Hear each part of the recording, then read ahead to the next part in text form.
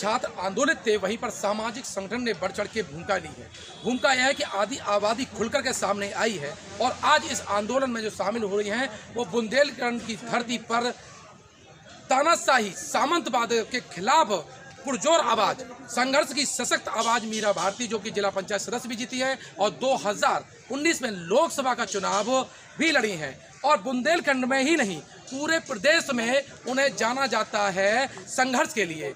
सबसे पहले आपको BCNC न्यूज की तरफ से आपकी जीत की हार्दिक हार्दिक बधाई। धन्यवाद सर, आपका सभी का मैं धन्यवाद देना चाहती हूँ।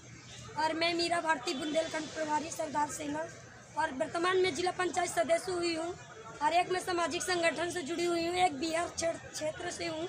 मैं हमेशा महिलाओं की हक अधिकार की, SC OBC माइनॉरिटी की हक अधिकार की लड़ाई लड़ती हूँ। ये जब आप चुनाव में आई, संघर्ष के रास्ते में आई, आपको क्या क्या संघर्ष करना पड़ा? क्या से लोगों ने आपको घेरा? क्या कभी कोई हमले भी हुए आपके पास? जी बिल्कुल हमले हुए हैं, क्योंकि शुरू से मैं सामाजिक काम में आगे बढ़ चढ़ के भाग लिया। और जब क्योंकि मेरा पहनावा भी शुरू से अलग रहा, जब गांव में ऐसे कोई नहीं ज़्यादा पहनता है, वहाँ अक्सर अगर ऐसे पहन के निकलती थी तो लोग कहते थे नेता नहीं, नेती जा रही है, और मतलब हमेशा कमेंट करते थे। मैंने कहा ठीक है, कोई बात नहीं, लोगों का ये काम है। इसके बाद मैं अपना काम करती रही, समाज का काम करती रही।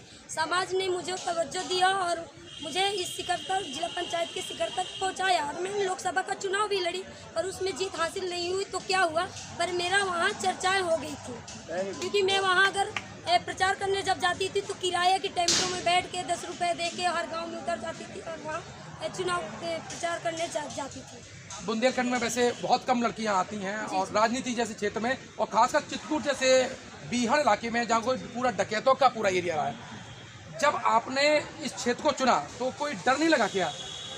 बिल्कुल देखते हैं कि अगर डर तो लगा, क्योंकि मैं एक लड़की हूँ और गांव से निकल के आई थी, एक बीहड़ जंगल से निकल के आई थी।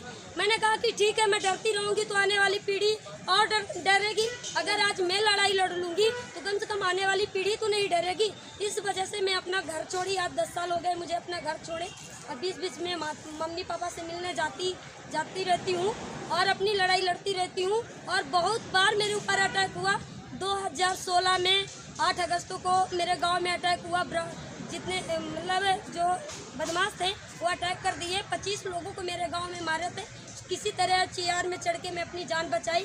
इसके बाद फिर अभी मैं चुनाव लड़ी, उसमें कई जगह मुझे घटनाएं होने में संभवतः अपनी जान बचाई।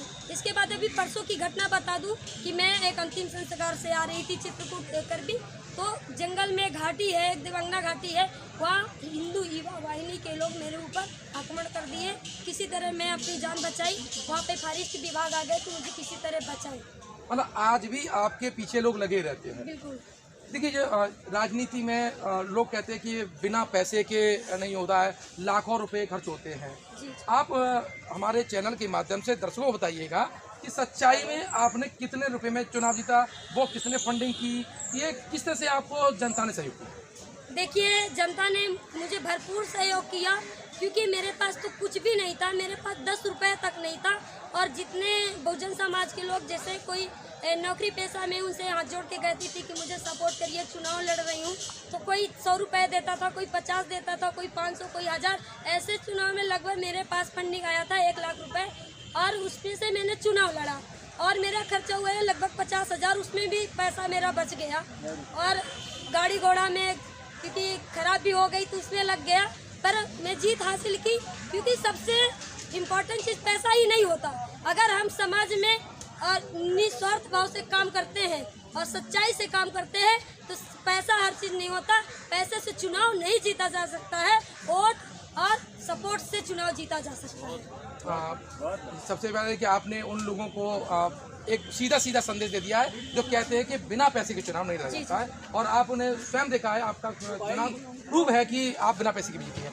लेकिन आगे विधानसभा 2022 है। जी जी। क्या आप 2022 में सदन में आवाज बनेंगी?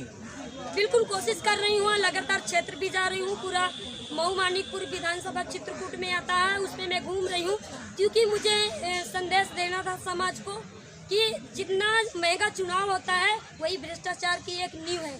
जितना महंगा चुनाव होगा उतना भ्रष्टाचार होता है, जितना सस्ता चुनाव होगा भ्रष्टाचार उतना ही कम होगा। तो ये एक संदेश भी मुझे देना था, इसलिए मैं कम सस्ते में चुनाव लड़ी और जीती। विधानसभा भी लड़ने का पूरा मन है? बिल्कुल बिल्कुल। संभावित सीट और मऊ मानिकपुर विधानसभा से। मऊ मानिकपुर विधानसभा से। हाँ। यह बुंदेलखंड की बहुत पिछड़े इलाके का वो विधानसभा है और आज भी वहाँ पर जो लोग जीते हैं, अगर देखा जाए तो पूरा बिहड़ इलाका है और शिक्षा से तो वंचित है ही, वहाँ पर वो मोस्टली समाज है और जो इंफ्रास्ट्रक्चर से उससे भी वंचित है। और हमारी आशा है कि जो मीरा भारती जी हैं वहाँ अगर सदन की आवाज़ बनेंगी तो वहाँ के क्षेत्र के लिए, बच्चों के लिए, बेटियों के लिए, सबके लिए काम करेंगी। आपने हमें अपना कीमती समय दिया, बहुत बहुत धन्यवाद। Thank you. मैं देवता